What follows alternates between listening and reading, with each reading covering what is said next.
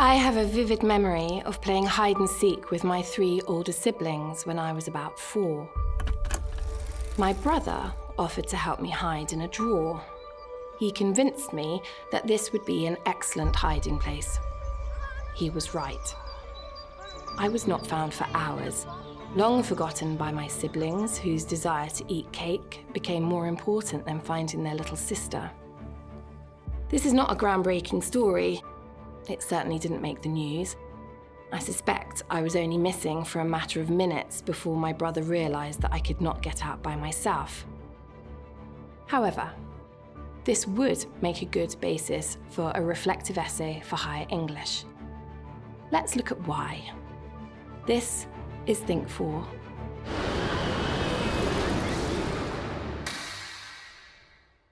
Choosing a suitable topic for your essay is arguably the most difficult part of the writing process. You might claim that nothing interesting has ever happened to you, but what you write about in itself doesn't have to be extraordinary.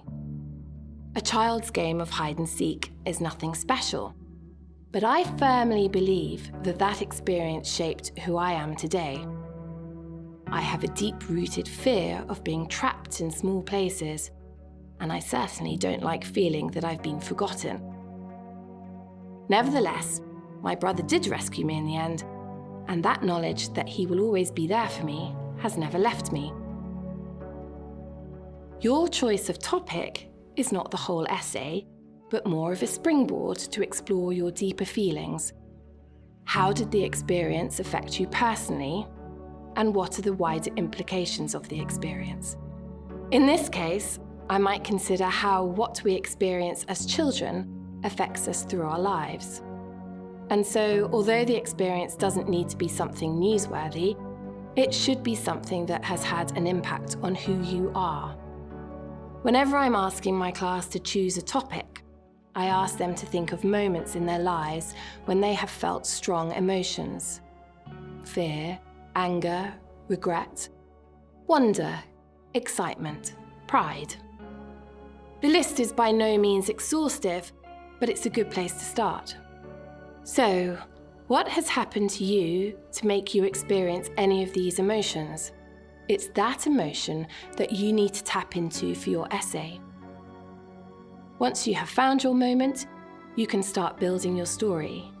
Because after all, a reflective essay is just a story. However, the important fact is that it's your story. It's what happened to you that has made you, well, you. Of course, you might be lucky or unlucky to already have a big life event that you can write about. Your reflective essay is the perfect time to explore your response to your chosen event. In fact, it can be quite cathartic, an opportunity to dig deep and consider how whatever has happened has changed you and shaped you into the person you are now. If it is an unhappy event, try to find the good. Try to find a way forward through the pain to explore your own resilience. Above all else, always be honest with yourself and your reader.